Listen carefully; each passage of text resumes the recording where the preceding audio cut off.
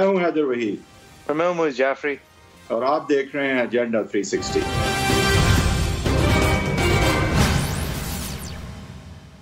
Welcome to agenda 360। इस show को मैंने एक हफ्ते मिस किया। उस एक हफ्ते के अंदर तकरीबन पीडीएम की तो स्टोरी जो है वो ओवर हो गई।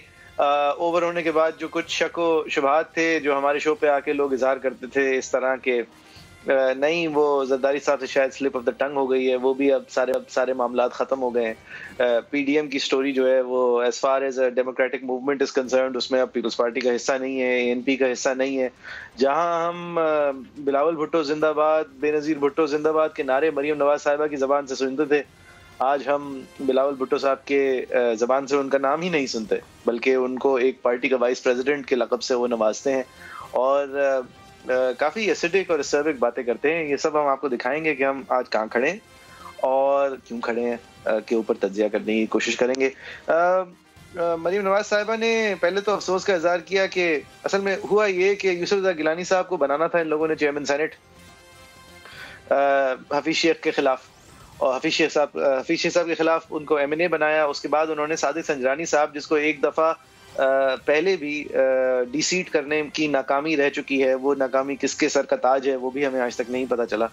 उसकी इन्वेस्टिगेशन होनी थी, फिर नहीं होनी थी, फिर वो मुल्क के लिए एक नाजुक मसला बन गया था। बहरहाल संजरानी साहब को इस दफ़ा सेकंड टाइम अपोज करने जब गए तो भी गिलानी साहब जो हैं वो फातेह नहीं करार पाए, हालांकि एक वाज़ेह अक्सरियत थी पीडीएम की, उस वक्त वो सब साथ थे। जिसके बाद गिलानी साहब ने बजाय इसके कि वो चैलेंज करें उसको, संजरानी साहब के चेयरमैनशिप को, और एक वोट ऑफ नो कॉन्फिडेंस की तरफ जाएं, उन्होंने वादा किया कि हम कोर्ट्स जाएंगे।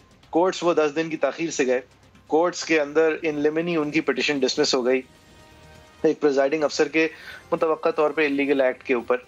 उसकी फिर उन्होंने अपील अभी तक दायर की है या नहीं की उसका कोई इल्म नहीं है, अर्जेंसी तो कोई उसकी तरफ से आ नहीं रही। और फिर लीडर ऑफ अपोजिशन के रोल के लिए उन्हीं सादिक संजरानी साहब से ठप्पा लेके और उन्हीं संजरानी साहब की पार्टी से साथ लेके यूसुफ रज़ा गिलानी साहब एक ऐसे ओहदे पे फाइज हो गए, पीपल्स पार्टी इन्होंने फाइज कर दिया, जो ओहदा पीएमएल नून को वादा किया हुआ था इस पीडीएम के सिचुएशन के बीच में। इसके बाद काफ़ी सारी और दरारें पड़ी और नतीजा ये है कि पीपल्स पार्टी के ऊपर इल्ज़ाम लग रहा है कि उन्होंने बाप की सपोर्ट से, बलूचिस्तान की पार्टी की सपोर्ट से गिलानी साहब को लीडर ऑपोजिशन बनाया, और ये मरीम नवाज साहिबा के मुताबिक एक छोटा ओहदा है। उन्होंने अफसोस का इजहार किस तरह किया आपको दिखाते हैं। मुझे अफसोस इस बात का है कि आपने इस छोटे से फायदे के लिए, एक छोटे से ओहदे के लिए आपने बाप से वोट ले लिए।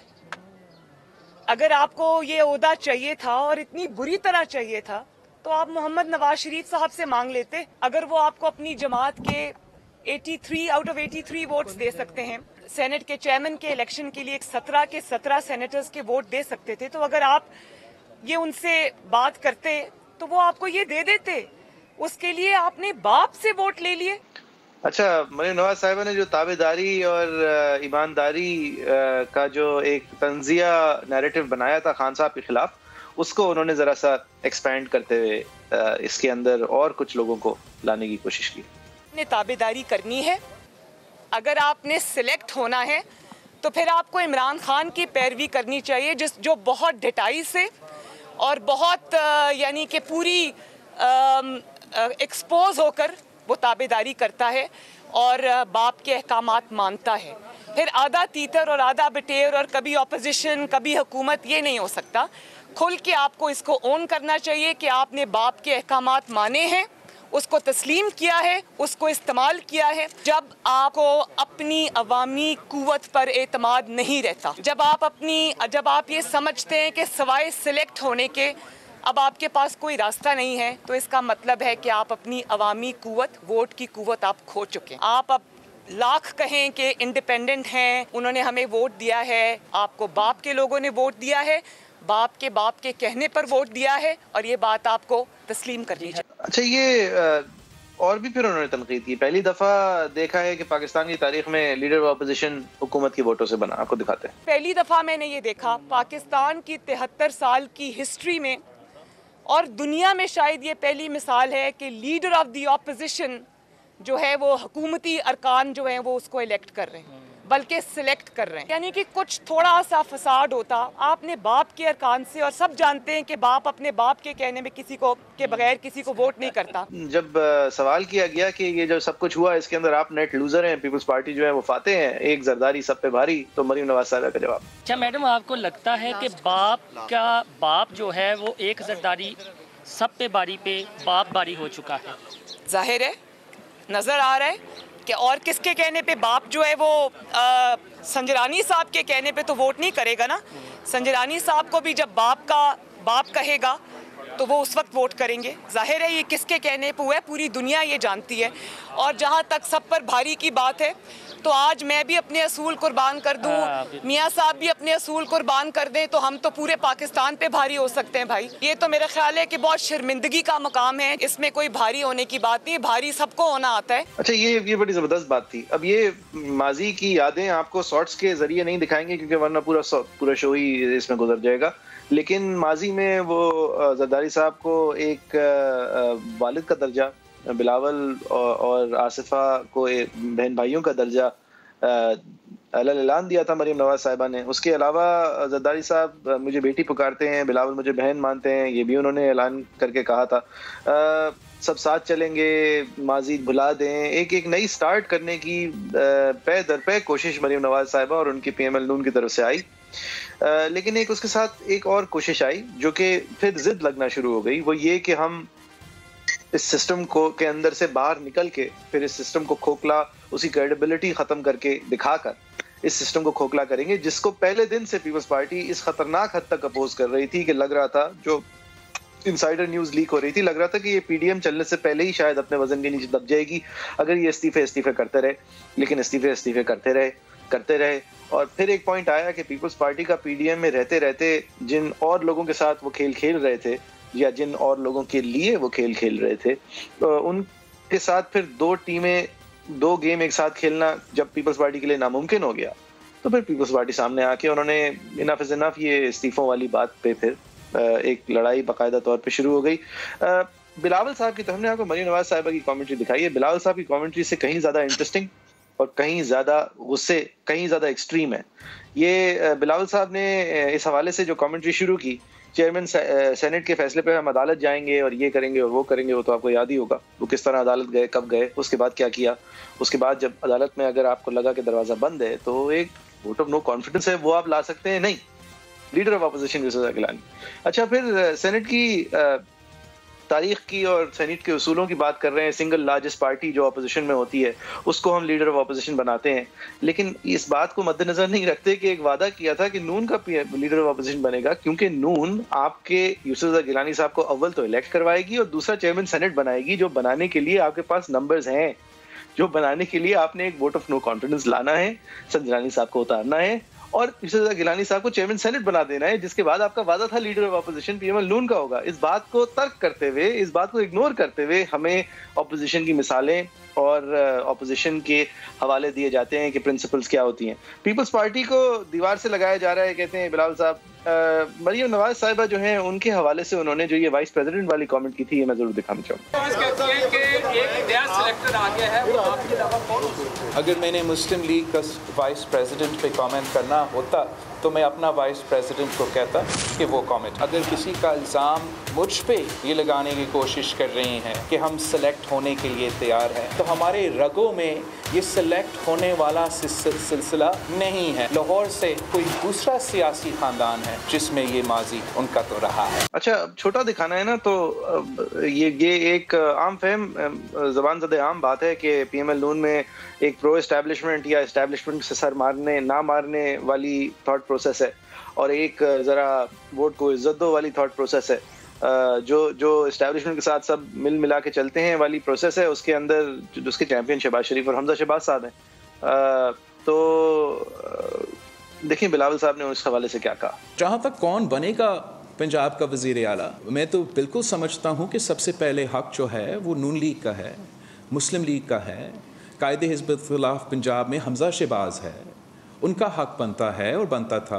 अगर किसी वजह से वो हमजा शहबाज साहब को नहीं बनाना चाहते हैं या नहीं बना सकते हैं, तो तब हमें उस सूरत में मुस्लिम लीग क्यू के साथ, परवेज़ इलाही के साथ भी ज़रूर बात करना पड़ेगा। इस सब कुछ के बाद जब गिलानी साहब की फतह के हवाले से उनसे पूछा गया कि जनाब ये किस तरह हुआ अगर आपने साथ उनका नहीं मांगा था, तो बाकायदा एक फ़ायदा उठाने वाली कमेंट सामने आई कि गिलानी साहब को तो बनाया उन्हीं लोगों ने सेनेटर जिन लोगों ने उनको प्राइम मिनिस्टेरियल सीट से हटाया था। बिलावल साहब सुनिए।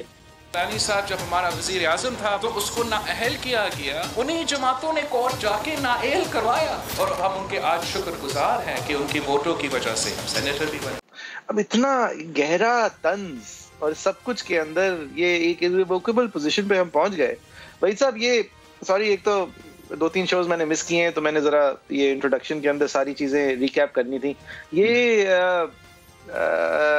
हम अब जहां खड़े हैं कि अव्वल तो ये मान सकते हैं हम कि पीपल्स पार्टी डबल गेम मजीद खेल नहीं सकती थी, लिहाजा जो game biggest game in town है उन्होंने उसी को फौकियत दी, उसी को प्रेफर किया। दूसरा ये कि मरियम नवाज साहिबा की एक कोशिश के सिस्टम से बाहर, क्योंकि वो खुद सिस्टम से बाहर हैं तो बाकी सब भी सिस्टम से बाहर आ जाएं और इंशाल्लाह सिस्टम गिर जाएगा। ये वाजे था कि इसमें लचक नहीं है, लेकिन उन्होंने धक्का देते रहे और दो वो प्लेयर्स जो कि सिस्टम से बाहर हैं और अनयूज्ड है सिस्टम से बाहर होना, यानी मरियम नवाज साहिबा की पार्टी और फजलुर रहमान साहब की पार्टी, इन दोनों ने धक्का देते डुबा ही दी पीपल्स पार्टी वाली किश्ती। ये करना जरूरी था या नहीं? आज सब लोग एक पोजीशन से ज्यादा कमजोर हैं, लिहाजा सियासी गलती तो हुई। और एक्सपोज करके फिर क्या मिला पीपल्स पार्टी को? वही साहब यहाँ से शुरू करते हैं कि जब एक्सपोज ही नहीं करना, वही सब एक्सपोज करके एक्सपोज ही नहीं करना। बाकी सब लोग बात कर रहे हैं कि देखो ये बाप का गेम, ये गेम कहाँ से आ गए, क्यों आ गए, देखो इन्होंने कैसे कर दिया, ये तो बड़ी इस्टेब्लिशमेंट क्या नहीं। पीएम नून की तरफ से कोई बातें नहीं आ रही क्योंकि ये लड़ाई अब लड़ नहीं सकते। देखिए मैं इसको एक डिफरेंट तरीके से देखता हूँ। मेरे ख्याल से यहाँ पे बात ना रेजिग्नेशंस की है और ना डिफरेंट स्ट्रेटजीज की है। मेरे ख्याल से यहाँ बात सिंपली ये है कि which side do you belong. अब जो है over the course of the past few months देखा ये गया है क्योंकि देखें बाकी चीज़ों पे लचक नून ने दिखाई भी, बाई इलेक्शन में भी वो गए, सेनेट इलेक्शन में भी वो गए, और रेजिग्नेशंस अगर ना होती तो भी मेरे ख्याल से पीडीएम शायद टूटती ना। टूटने की जो वजह बनी है वो मेरे ख्याल से ये है कि पीपल्स पार्टी जो है जब बाप का सहारा लेती है तो इम्प्लिसिटली वो फिर ये भी कह रही है कि अगर मैं कुछ ले रही हूँ बाप से तो मैं बाप को कुछ दूंगी। तो जब आप बाप को कुछ देने का वादा कर बैठते हैं, जो कि अजम्पशन यहाँ जरूर होगी क्योंकि अगर आपने बाप से कुछ पाया है तो बाप को आपको कुछ देना है, तो अगर बाप को कुछ देने के वादे होना शुरू हो गए तो फिर इसको एक तरह की डील ही कहते हैं। और अगर बाप को देने के वादे हो चुके थे तो फिर आगे जाके मेरे ख्याल से पीएमएल नून को यह खदशा था कि पिवटल पॉइंट्स पे कहीं ना कहीं जब ये व्हेन बाप will come calling for the favour, तो हो सकता है कि पीपल्स पार्टी को ऐसे कॉम्प्रोमाइजेस करने पड़े जिससे पीडीएम जो है उसको बहुत ज्यादा नुकसान हो। इवन आज जो नुकसान ये भी तो कॉम्प्रोमाइज था ना, ये एक बहुत बड़ा कॉम्प्रोमाइज था कि इतना बड़ा तरीके से एक्सपोज हो जाना। मतलब पीपल्स पार्टी को ये यहाँ पे miscalculation, I tell you problem ये हुई कि पीएमएल नून ने जहाँ अपने पत्ते गलत खेले। देखिए पता तो उन्हें भी शुरू से था क्योंकि पाकिस्तान में बच्चे को पता था कि पीपल्स पार्टी ने वोट को इज्जत दिलाने आगे या एंड तक कम से कम नून के साथ नहीं जाना है, और कहीं ना कहीं something will break the camel's back. That was very obvious. और अगर नून के लिए ये ऑब्वियस नहीं था तो फिर मैं वाकई में उनकी सियासी दानिश पे शक करूंगा, जो मैं नहीं करना चाहता। तो मैं अज्यूम करूंगा कि उनको ये पता तो था कि ये दिन आएगा। प्रॉब्लम ये है कि उन्होंने इतना ओवर्टली और मीडिया पे अपने आप को, अपनी कामयाबी को मुंसलिक कर लिया था पीपल्स पार्टी की पार्टिसिपेशन के साथ कि जब पीपल्स पार्टी पीछे हटती थी और फिर एंड में जब इतने वाज़े तौर पे पीछे हटी तो यही तासुर मिला कि पीडीएम खत्म हो गई है। तो पीपल्स पार्टी के साथ अगर you chose to swim or drown with them, then well it had to happen, and फर्क बस ये रहा कि they didn't drown and PDM did। तो यहाँ पे मैं समझता हूँ कि ये होना ही था, लेकिन इतनी बुरी तरह होना जरूरी नहीं था। इसमें पीएमएल नून की मिसकैलकुलेशन इस हद तक थी कि सब कुछ ही पीपल्स पार्टी के जो है ना वो नेस्ट में डाल दिया, all eggs in one basket really in that respect of the PDM perception at least। और दूसरी तरफ मेरे ख्याल से पीपल्स पार्टी ने भी जब ये बात खत्म करनी थी तो इसके आसान तरीके और बेहतर तरीके थे। तो सवाल ये जरूर उठता है कि ऐसा क्यों है कि नवाज शरीफ साहब की वापसी को वजह बनाते हुए, इंसल्ट करते हुए ये काम किया गया। ये इसके पीछे क्या वजह है कि आज सब मरियम नवाज के पीछे पड़ गए कि उन्होंने, उनकी डिक्टेटोरियल पॉलिसीज ने जो है वो इन्फ्लुएंस किया है पीडीएम की डिमाइज को? क्या उन्होंने बाप से वोट लिए थे? तो देखें ये सारी चीजें इशारा इस तरफ करती हैं। एक second, let me just finish this point, just this point. देखें, मेरा कहने का मतलब ये है कि मेरे लिए यहाँ पे से resignations was not the issue. Resignations तो वजह बनी और एक बोन ऑफ कंटेंशन थी स्ट्रेटेजिकली, लेकिन असल वजह ये थी कि यहाँ पे पीपल्स पार्टी ने आगे वोट को इज्जत दिलाने जाना ही नहीं था और वो इस साइड पे उनको रहना ही नहीं था। ये लड़ाई तो लिहाजा जो उनके बेनिफिट्स थे वो इल्यूजरी थे। ठीक है, लेकिन अगर इतनी सही है, अगर इतनी दोस्ती करनी थी तो फिर थोड़ी बहुत लड़ाई भी तो करें। उस दोस्ती की वजह भी तो लोगों को समझाएं कि ये डेस्परेशन क्यों थी, और फिर अब लोगों को ये भी तो समझाएं कि हुआ क्या है, चुप करके क्यों बैठे हुए। मतलब अगर ये लड़ाई आप पीपल्स पार्टी से नहीं ले सकते तो आप आगे कौन सी लड़ाइयां लेने जा रहे हैं? देखें पीपल्स, अब ये इंपॉर्टेंट बात है, ऐसा क्यों है कि पीएमएल नून, अभी आप कह रहे हैं चुप बैठी, मेरा तो नहीं ख्याल चुप बैठी है। पीएमएल नून ने और मरियम नवाज ने खासकर लाहौर हाई कोर्ट के बाहर ये बिल्कुल वाजे कर दिया कि वो फ्रेंडली ऑपोजिशन नहीं बनेंगी, चाहे इससे ये परसेप्शन कि ऑपोजिशन फ्रैक्चर्ड है और दो अलग एंटिटीज हैं कंप्लीटली, ये भी हो जाए, उन्हें मंजूर है। लेकिन वो जब वोट लेने कल जाएंगी तो वो ये कभी नहीं चाहेंगी कहना कि उन्होंने अपने स्टांस को कॉम्प्रोमाइज किया, अपने नैरेटिव से पीछे हटी और फ्रेंडली ऑपोजिशन का हिस्सा बन गई, मुशर्रफ साहब के टाइम की तरह, जब जो है असेंबली में इस तरफ भी इस्टेब्लिशमेंट के हामी थे और उस तरफ भी इस्टेब्लिशमेंट के हामी थे। तो ये फैसला तो बहुत वाज़े तौर पे मरियम नवाज और पीएमएल नून ने कर लिया है कि वो ये नहीं करने लगे, चाहे उन्हें कोई भी नुकसान इन द इमीडिएट फ्यूचर हो, वो आगे जाके ये नहीं कभी चाहेंगे कि एक फ्रेंडली ऑपोजिशन बन के वो उस निज़ाम को तकवीयत दें और आगे जाके जब वोट लेने जाएं तो वोट को इज्जत दो कहने पे उनको आगे से सवालात का सामना हो जिनके जवाबात ही ना हो। तो ये तो देखें, उन्होंने टेक ऑन, मरियम नवाज ने तो टेक ऑन किया इस बात को, वो तो अपने मौके पे खड़ी हैं। आप ये क्यों कह रहे हैं कि वो चुप हैं? वो चुप तो नहीं है, उन्होंने तो बहुत सबसे वाज़ेह स्टांस लिया है पीपल्स पार्टी के खिलाफ, बल्कि उसकी वजह से पीपल्स पार्टी नहीं, मैं कह रहा हूँ बतौर पार्टी, और शायद मैंने ये मिस किया हो, बतौर पार्टी जिस हद तक इस वक्त एक्सपोज करना चाहिए पीपल्स पार्टी को कि पीटीआई की बका की वजह इस वक्त पीपल्स पार्टी है, वो हमने नहीं देखा।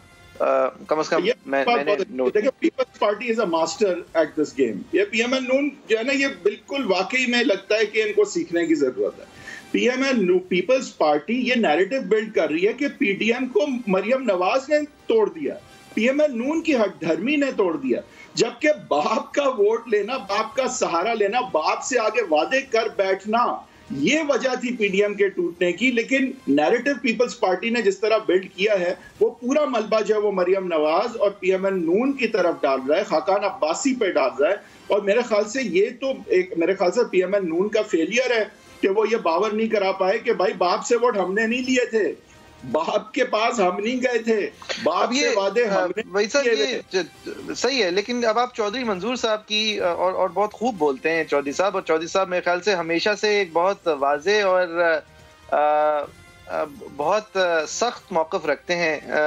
पीएमएल नून के हवाले से, लिहाजा उनको आप ये समझे कि पीछे करके रखा हुआ होगा एक पॉइंट तक। लेकिन उन्होंने जो बयान दिया है, उन्होंने उनको जो कहने की इजाजत दी है बेसिकली, और फिर उन्होंने आके जनरल सेक्रेटरी, बतौर जनरल सेक्रेटरी पीपल्स पार्टी, उन्होंने शाहिद खाकान अब्बासी साहब को एयर ब्लू का वाकया याद दिलाते हुए उनका तंज किया, उनको बाकायदा तनकीद का, मतलब जाती तौर पे एक तनकीद का निशाना बनाया। उन्होंने कहा कि पहले पीआईए को उन्होंने तबाह किया और अब पीडीएम को तबाह कर रहे हैं। एयर ब्लू हादसे की तरह उन्होंने पहाड़ों से, जिस तरह एयर ब्लू तैयारे की तरह पीडीएम को भी पहाड़ों से टकरा दिया। अब्बासी साहब को सियासी इत्तेहाद और जाती कंपनी में फ़र्क तक मालूम नहीं। मतलब इस तरह की बातें हैं। अब इसके जवाब में थोड़ा सा सच भी तो सामने आना चाहिए भाई साहब। बड़ी ज़बरदस्त बातें हैं। आपकी बात सही है, आपकी बात सही है। और देखें, ये पीएमएल नून को भी सोचना पड़ेगा कि यहाँ मरियम नवाज जो है वो अलील हो जाती हैं कुछ अरसे तक, अगर वो कम नहीं बोल रही तो ये पार्टी मरी पड़ी है। मतलब आगे से कोई बोलने के लिए नहीं है इस पार्टी में। क्या इतने एलोक्वेंट और आर्टिकुलेट लोग हैं इस पार्टी में, एहसन इकबाल है, खाकान अब्बासी हैं। देखें ना, इस बात से तो इस बात का इजहार होता है, आप ये मान रहे हैं फिर कि मरियम नवाज साहिबा और उनका खानदान जो है उसके अंदर धड़े अगर हैं या नहीं भी हैं, तो वो एक बिल्कुल आमिराना तौर पे अपनी पार्टी पे काबिज हैं, और उनका बयानिया जब उनकी तरफ से कमजोर होता है तो फिर वो बयानिया और लोग उठा के आगे लेके चलने में दिलचस्पी नहीं रखते, क्योंकि वो उनका जाती बयानिया नहीं। एक हद तक ये बात सही है, बट खाकान अब्बासी तो डेफिनेटली लेके चलें, और इस हद तक जो है इनके प्लान्स जो हैं वो बिल्कुल इन मोशन होने चाहिए, चाहे मरियम नवाज जो है वो खुद बोल रही हो या ना बोल रही हो। ये एक बहुत बड़ी पार्टी है और इसमें बहुत पुराने तजर्बेकार लोग हैं और अच्छा बोलने वाले लोग हैं और बेतहाशा हैं। और आपकी बात ये दुरुस्त है कि ये पीपल्स पार्टी का नैरेटिव जो है वो ज्यादा इफेक्टिव नजर आया, उनकी स्किल सेट कुछ बेहतर नजर आई, उन्होंने जिस तरह अपनी बात को बेचा है वो भी सब कुछ बेहतर है। एक ही खाकान अब्बासी और मरियम नवाज हैं जिन्होंने दो टोक और स्ट्रेट और साफ। लेकिन देखिए मेरा इशू ये है कि पीपल्स पार्टी को अगर आज इन हरकतों के बाद जितनी क्लैरिटी के साथ उन्होंने जो गेम किया है वो वाजे है, जो उन्होंने स्ट्रेटजी यूज की है और जो पॉलिसी प्लेस की है, जिन लोगों का उन्हें साथ मिला है, जिसके नतीजे में क्या हुआ है। मतलब बिलावल भुट्टो ज़रदारी साहब उधर ये फरमा रहे हैं कि हमने नज़ीर वो जो तारड़ साहब हैं जो PML नून के कैंडिडेट थे लीडर ऑफ अपोजिशन, हमें वो पसंद नहीं है।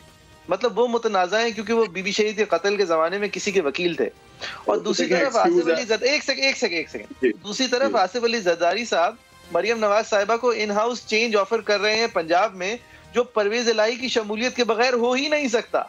और बीबी के कत्ल के अंदर मुलविस जो लोग थे उन 3 अफराद में से सबसे जो सरे फहरिस्त इल्जाम था वो परवेज इलाही साहब, उस वक्त के chief minister, deputy prime minister और चीफ मिनिस्टर पंजाब। बड़ी अच्छी बात याद दिलाई आप, बड़ी अच्छी बात। देखिए वही साहब इस तरह की कोई बात कर रहा हो, नहीं एक सेकंड, इस तरह की कोई बात कर रहा हो, बड़ी बात है, बड़ी बात। आपने बहुत अच्छी बात। अब मुझे उम्मीद है कि PML नून वाले कुछ सुन रहे हैं आपकी इस बात को, और आपने बिल्कुल सही बात की कि एक तरफ जो है तारड़ साहब पे इल्जाम लगता है बेनजीर भुट्टो साहिबा के अनफॉर्चुनेट जो असैसिनेशन है उसमें वो प्रोसिक्यूशन की तरफ से और रादर वो कुछ लोगों को पुलिस वालों को आई थिंक डिफेंड कर रहे थे एज ए लॉयर, और वहां पे उसको बुनियाद बना के अगर एतराज है तो चौधरी परवेज इलाही जिसका बीबी शहीद ने अपनी ईमेल में जिक्र किया था उससे मिलके PMLQ से मिलने को पूरी तरह तैयार है। तो और ये बात PML नून एक्सपोज नहीं कर पाती, जो कि आपने कितनी आर्टिकुलेट तरीके से, बड़ी मुख्तसर तरीके से, बड़ा इफेक्टिवली आपने ये बात कह दी ना, लेकिन नून से कही नहीं जाती लगता है। तो ये आपकी बात बिल्कुल दुरुस्त है, मैं इससे 100% नहीं, लेकिन नून से इसलिए नहीं कही जाती ना वही साहब क्योंकि वो परवेज इलाही साहब ने ही वो पंजाब के अंदर से अनकंटेस्टेड सेनेट सीट्स जो है वो निकाली ना, तो यानी कि नून के भी फिर वो भी गलती थी, वो भी PML नून की गलती थी।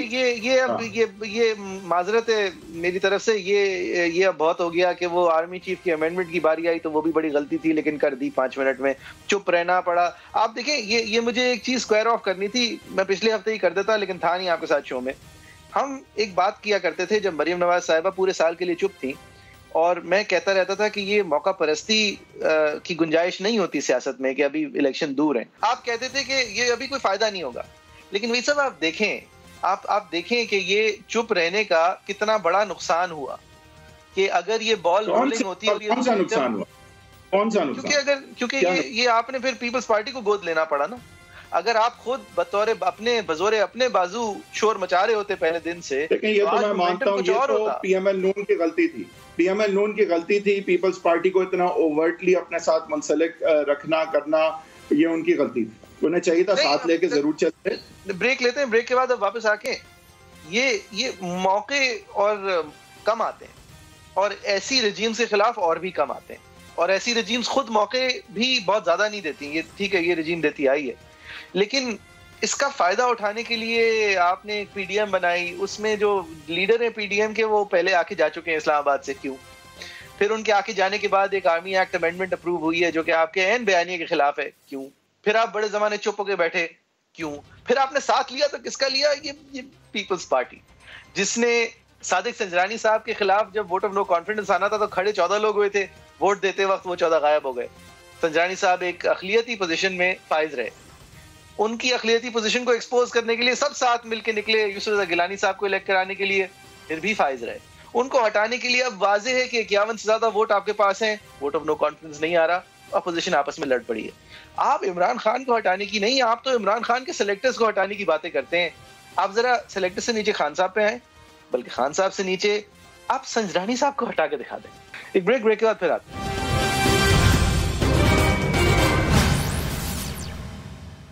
वेलकम बैक, आप देख रहे हैं एजेंडा 360। हम बात कर रहे हैं ये पीडीएम और क्या हुआ, कैसे हुआ। वही साहब, ये इस वक्त हुकूमत की भी मतलब ऑब्वियसली काफी सारी बातें करनी है। जो हुकूमत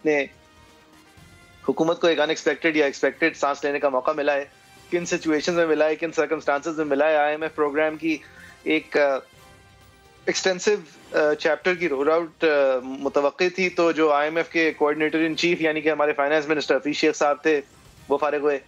हालांकि उनके अंदर कॉन्फिडेंस अभी हाल ही में खान साहब ने रिपोज किया था। फिर हमाद अजहर साहब आए तो एक बड़ी दिलचस्प चीज हुई, ये भी मैंने वैसे मिस कर दी थी, सॉरी, वरना मैं शो के शुरू में भी इस पर कमेंट करता।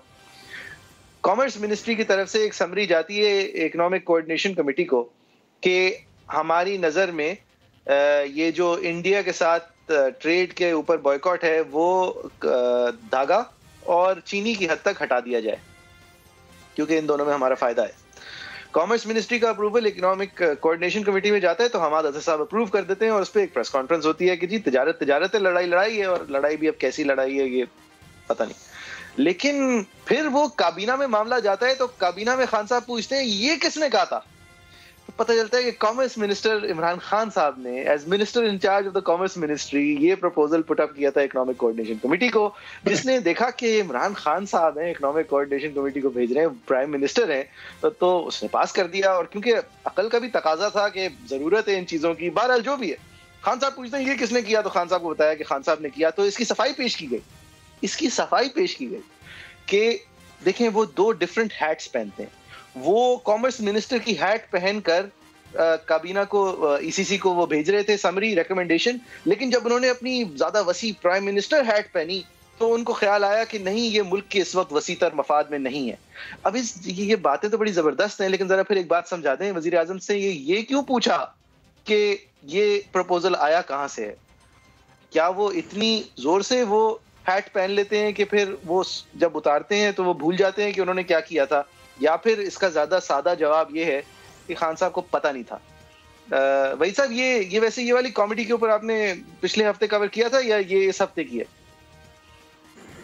नहीं, we touched upon it, but देखें बात यह है कि इमरान खान साहब जो हैं उनको अभी जो रिस्पाइट मिली है वो मिलनी ही थी, और that was the design actually कि अभी खान साहब को थोड़ी रिस्पाइट मिल जाए। ऐसे बाप जो है वो आपकी खिदमत को हाजिर नहीं हो जाता, आपकी मदद नहीं करता अगर बाप को कुछ मिल भी ना रहा हो। पीएमएल नून ने बावजूद इसके कि वो फुल्ली ये समझते हैं कि इस वक्त इमरान खान साहब जो है वो दूर बैठे हुए हंस रहे होंगे, उन्हें रिस्पाइट भी मिली है, लेकिन उन्होंने पीएमएल नून ने थोड़ा लॉन्ग टर्म सोचा। उन्होंने कहा कि बेशक इस वक्त खान साहब को रिस्पाइट तो मिल गई, लेकिन ये तो अब हमारे हाथ में नहीं था। ठीक है, हमने अपने पत्ते सही नहीं खेले, पीपल्स पार्टी जो है उसके हाथ हम जो है रह गए थोड़े, लेकिन आज अगर हम अपना नैरेटिव बेच देते हैं, पीपीपी के साथ लग जाते हैं, फ्रेंडली ऑपोजिशन बन जाते हैं, उनसे मुंसलिक रहते हैं, तो हमें इलेक्शन में ज्यादा नुकसान हो।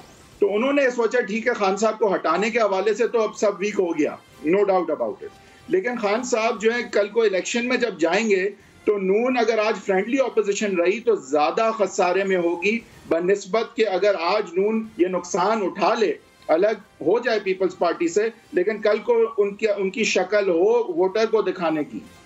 तो उन्होंने ये फैसला किया कि पीपल्स पार्टी को हम गंदा करेंगे, पीपल्स पार्टी को हम एक्सपोज करेंगे, हम पीपल्स पार्टी के लिए एक कीमत मुकर्रर करेंगे कि अगर आप बाप के पास जाओगे तो हम लोगों को बताएंगे तुम बाप के पास गए। नहीं बता रहे, नहीं बता रहे। देखिए, खातान अब्बासी बता रहे हैं, मरियम नवाज बता रही हैं, एहसन इकबाल बता रहे हैं, ऐसे बता रहे हैं कि वो जो रूठे, मतलब आपके अगर कोई दोस्त करना शुरू करने का भी नहीं भाई साहब, आपका दोस्त आपको डिसअपॉइंट कर दे तो वो इस लेवल पर बता रहे हैं, वो उस तरह नहीं बता रहे जिस तरह पीपल्स पार्टी जो है वो इसको भी अपना मतलब पीपल्स पार्टी की स्केल अलग है भाई, मानने वाली बात है। आप क्यों नहीं मानते कि पीपल्स पार्टी की स्केल ही अलग है? वो तो एक डिफरेंट लीग में है पीपल्स पार्टी। वो अपने नैरेटिव को बावजूद इसके कि बाप के वोट लिए पीपल्स पार्टी ने, वो इल्जाम जो है वो मरियम नवाज पे लगा रहे हैं। तो ये तो पीपल्स पार्टी की तो बात ही अलग है ना, मतलब हजरत लोग, ये तो कोई बात ही अलग।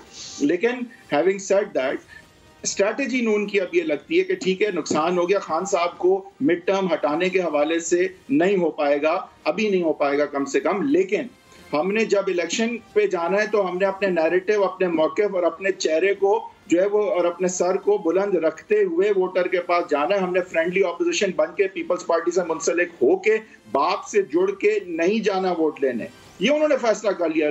और एंड आई थिंक फैसला जो है सही है उनके लिए, वो अपने प्रिंसिपल पे खड़े हैं, चाहे आप उससे प्रिंसिपल बोलें डिटाई बोल रहे हैं आप, लेकिन वो खड़े कहीं, वो खड़े हैं और उनको वहीं खड़े रहना चाहिए। ठीक है, आज वो धचका बहुत बड़ा लगा है, लेकिन कल को देखें अगर आप इस धचके की वजह से लड़खड़ा गए और आप फ्रेंडली ऑपोजिशन की तरफ चले गए तो आपको नुकसान जो है वो बहुत ज्यादा होगा, जितना बनिस्बत आज नुकसान बज़ाहिर हुआ है।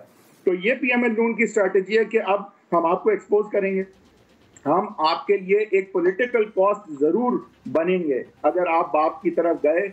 और ये भी मैं बता दूं, ये मेरे ख्याल से खारिजुल इम्कान नहीं है मोइज जाफरी साहब कि सिंध और कराची जो सिंध का कैपिटल है उसकी तरफ अगर पीएमएल नून अगर समझदार है तो वहां भी कुछ सियासी रुख कर सकती है कि वो पीपल्स पार्टी के लिए मुश्किल करे कि आप बाप से की तरफ जाओगे तो पॉलिटिकल कॉस्ट तो हम तुम्हें पे करवाएंगे, हम पब्लिक इमेज में एक्सपोज करेंगे, हम सिंध की तरफ आएंगे। सर ये तो आप ये सिर्फ बातें हैं, ये कराची के लिए तो सिर्फ बातें हैं और किस हद तक बातें हैं, मतलब अफसोसनाक है। बातों से कराची जिस चीज के थ्रू सफर करता आया 30 साल, जिस तरह पीपल्स पार्टी ने और एमक्यूएम ने और एएनपी ने भी आखिरी 5-6 साल जो इस शहर के साथ किया, जो इसके 30 फर्द हर दिन कत्ल किए, उस सब कुछ के बाद अगर कहीं राह तकी तो वो पीटीआई, जो कि कहाँ है पीटीआई, किसका है ये शहर? अच्छा, ये इस शहर के लोग फिर भी मतलब कोशिश में है कि किसी ना किसी की सपोर्ट कहीं ना कहीं से आ जाए। तो ये नून की बात तो फिर वैसे बड़ी जबरदस्त है। मेरे ख्याल से 16 साल में कोई 2 दफा आए होंगे नवाज शरीफ साहब कराची। एक ब्रेक लेते हैं, ब्रेक के बाद हम बात करेंगे। ये 2 नए लीडर्स आए हैं सामने, 2 बड़ी जमातों के, दोनों नई जनरेशन के हैं, बिलावल साहब हैं, मरियम नवाज साहिबा हैं। इनका ये क्या किस तरह का रोल रहा है? इनकी मैच्योरिटी वांटिंग रही है या फिर इन्होंने ये जो जीत है, इस जीत में ये ग्रेशियस नजर आए हैं बिलावल साहब, अगर इनकी जीत तस्वर की जाए? और अगर ये हार है तो ये हार के अंदर ह्यूमिलिटी और ग्रेस मरियम नवाज साहिबा की तरफ से नजर आई है या नहीं, या ये हार जो है यकीनी बनाने में उनका शायद उनकी एक्सपीरियंस का हाथ है या नहीं? एक ब्रेक के बाद बात करते हैं।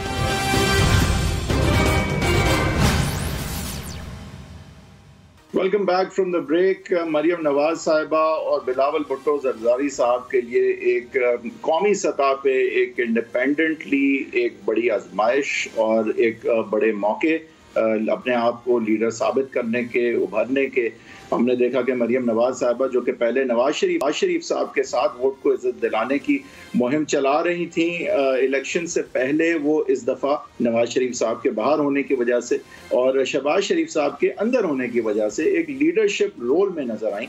उन्होंने इस लीडरशिप रोल के हवाले से बहुत जल्दी जो है स्टांस अपनी पार्टी का बदला और शहबाज शरीफ साहब की मुफाहमत की सियासत को बहुत इमीडिएटली, बल्कि ओवरनाइट कह सकते हैं कि वो अपने वोट को इज्जत दो के नैरेटिव की तरफ ले गई और बहुत फोर्सफुली और बहुत मेरे ख्याल से इस्तेकामत के साथ वो इस बात को लेके चली और अपने आप को as a leader and crowd puller साबित किया बियॉन्ड एनी डाउट। यहाँ पे मरियम साहिबा के हवाले से ये भी कहना ज़रूरी है कि एक जो है उनकी एलोक्वेंस और एक प्रेजेंस और एक उनकी जो कैरिज्मेटिक प्रेजेंस रही, वो भी एक कौमी सतह पे मेरे ख्याल से उभर के सामने आई। मरियम नवाज साहिबा ने बहुत इस पे मेहनत की, पीपल्स पार्टी पे बहुत ज़्यादा डेफरेंस दी। पीडीएम को मेरे ख्याल से जितनी मेहनत से उन्होंने आगे लेके गई और अपनी शख्सियत के हवाले से पीडीएम को जो वकार और मकाम दिलाया ऑलमोस्ट सिंगल हैंडेडली उन्होंने, तो इस सब चीज़ों में क्या ये एक फिर गलती थी। और बिलावल भुट्टो जरदारी साहब के हवाले से कि वो जो है कई दफ़ा लॉन्च हुए थे पहले, इस दफ़ा बिल्कुल इन द सैडल नजर आए, एज चेयरमैन पीपल्स पार्टी नजर आए। लेकिन when it came down to it Jafri साहब, तो it was really Asif Ali Zardari that appeared के at the end of the day, you know, he's still in the saddle, he's still in charge। और देखिए वही साहब, ये नफी नहीं थी बिलावल साहब की, इसमें नफी नहीं है क्योंकि I think they are a 1-2 punch for sure, और उनमें कोई इख्तिलाफात की बात है भी नहीं। तो ये सारी बातें, क्या वो तलाल चौधरी साहब के हवाले से पर्सनल बात कर जाना, तो क्या गुस्से में बिलावल भुट्टो जरदारी ने अपने आप को उस तरह कंडक्ट किया जिस तरह एक लीडर को करना चाहिए? क्या कुछ अटैक्स उनके पेटी नहीं हो गए थे आफ्टर पीडीएम में ये दरार पड़ी? क्या मरियम नवाज साहिबा को अब सिंगल आउट नहीं किया जा रहा और उसके पीछे क्या डिजाइन हैं? आप क्या कहेंगे जाफरी साहब? देखिए वही साहब, ये मैं इतने स्टेलर मार्क्स मरियम नवाज साहिबा को नहीं दूंगा और ना मैं बिलावल साहब को इतने मार्क्स काटूंगा। उसकी एक सिंपल वजह है, पॉलिटिकल लीडर होने की एक बहुत बुनियादी मरकजी जो रिस्पॉन्सिबिलिटी होती है वो ये होती है कि आप आर्ट ऑफ द पॉसिबल में रहते हैं। आप अपने नजरियात का अलम बुलंद करते करते भागते भागते अगर अकेले फिर एक कोने में खड़े हो जाएं तो फिर आप पॉलिटिकल लीडर नहीं होते, आप नजरियाती एक पर्सनालिटी होते हैं। और देखिएगा मरीम नवाज साहिबा अगर इस पे तवातर से रहीं और पीछे उनकी जमात के अंदर धड़े बनते रहे और प्राइस जो है वो पे करना मुश्किल दर मुश्किल होती रही, तो ये मरीम नवाज साहिबा जो है वो एक पाकिस्तान की सियासी हिस्ट्री के अंदर उनके लिए कंटिन्यूटी रखना एज अ पॉलिटिकल लीडर मुश्किल होता जाएगा। उनकी पार्टी के अपने अंदर से उनके खिलाफ जो है वो अल्टरनेटिव्स प्लेइंग द सिस्टम और सिस्टम के लिए सामने आते रहेंगे। और यहाँ पे एक बहुत उम्दा मिसाल ये थी कि जहां ये नजर आ रहा था सबको कि पीपल्स पार्टी के छुरे की तरफ अपनी पीठ लेके पीएमएल नून जा रही है, लेकिन फिर भी जाती रही। और अगर पीपल्स पार्टी को एक्सपोज करना मकसद नहीं था तो फिर क्यों? उसके बाद पीपल्स पार्टी ने आपको तो एक्सपोज कर दिया, लेकिन आप भी पीपल्स पार्टी के साथ शराफत से इंटरैक्ट करते रहे। अब ये देखें, ये ऑल और नथिंग वाली सियासत जो है, ये जो बिलावल साहब ये वाली बात करते हैं ना, मैं इससे मुत्तफिक हूँ। ये ऑल और नथिंग वाली सियासत आप खुद देख चुके हैं पिछले 2 साल में जो इलेक्शन के बाद की सियासत रही है, आपकी ऑल और नथिंग की सियासत नहीं है। आप भी डील्स करते हैं, डील्स आपके साथ हो नहीं रही हैं तो आप एक नजरियात का अलम लेके आपको आगे करती है। लेकिन इस बात को मद्देनजर रखते हुए सियासत अपनी करनी चाहिए, क्योंकि आप यहाँ पे बहुत ज्यादा ग्राउंड अगर लूज कर गए तो फिर कल शायद मौका आपको ना मिले और अलम आपके हाथ से लेके किसी और के हाथ में एक बार फिर से थाम दिया जा सकता है, आप ही की जमात के अंदर से कोई अंकल या कजन या व्हाटएवर। बिलावल भुट्टो ज़रदारी साहब जो हैं, उन्होंने अपना पूरा इस वक्त तक उनकी जो एक समझ थी हमारी कि जी वाकई में अब आ गए हैं क्योंकि ज़रदारी साहब अलील हैं और क्योंकि ज़रदारी साहब जो हैं अब वाकई में पीछे हैं और अब इस्टेब्लिशमेंटेरियन कॉन्टैक्ट जो है उनके लिए एक मुमकिन चीज नहीं है ओमनी ग्रुप के एक्सपोजर के बाद और फेक अकाउंट स्कैंडल के बाद। लेकिन वही साहब जब थोड़ी लचक पैदा हुई तो नेगोशिएटर्स जनाब ज़रदारी, बिलावल भुट्टो ज़रदारी साहब की सारी बातें जो है वो 180 डिग्री टर्न्ड। और बिलावल साहब को जो इतना गुस्सा था वो मेरे ख्याल में, अब ये मेरा जाती एनालिसिस है, उस गुस्से में एक बहुत बड़ा हिस्सा इस बात का भी था कि बिलावल साहब जो हैं वो खुद भी अपनी पोजीशन पे एक्सपोज नजर आ रहे थे, क्योंकि वो खुद भी इतना आगे जा चुके थे। तो उनको जब एकदम से फिर याद आया कि नवाज शरीफ ज़िया-उल हक का बेटा है, तो उनको भी एक एम्बैरेसमेंट थी ना कि ये देखें, इस हद तक अगर आप जाके एक्सपोज हुए हैं, आपके अपने वाले साहब ने एक्सपोज किया है कि देखें जी ये सारी बातें बड़ी जबरदस्त थी आपकी, लेकिन हमारी हकीकत जो है वो कुछ वो ईंट से ईंट बजने वाली प्रॉब्लम्स की तरफ है, तो आप जरा रहने दें।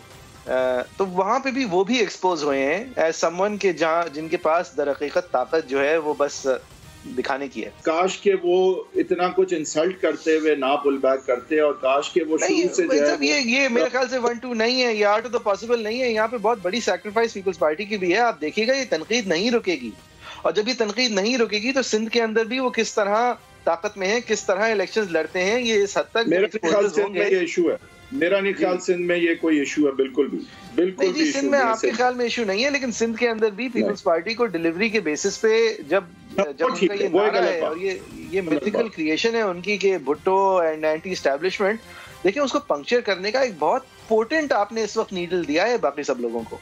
और देखें ज़रदारी साहब ने जो लॉजिस्टिकल जाल बिछाया हुआ है, सियासी जाल सूबा सिंध में, वो बहुत इफेक्टिव है और अनलेस उसको कहीं से डिसमेंटल किया जाए आपके खिलाफ एक बड़ी पावर कोई डिसमेंटल कर सकती है, वो टेररिस्ट ज़रदारी साहब is quite secure in the province of Sindh. उसके खिलाफ JIT रिपोर्ट जो लीक हुई है उसके मुताबिक वो एक फॉरेन एजेंसी के लिए काम कर रहा था, उनको जासूस, एक फॉरेन जासूस को इंफॉर्मेशन बेच रहा था। वो मुकदमा दर मुकदमा में बरी होते आ रहे हैं। बहरहाल वक्त हमारा खत्म है। आप लोगों की क्या राय है? Facebook.agenda360 @agenda360 हमारा ट्विटर हैंडल है, @10 साहब का ट्विटर हैंडल है, JFERII मेरा ट्विटर हैंडल है। इंशाल्लाह कल एक बार फिर 7:05 पे हाजिर हूँ। Keep watching.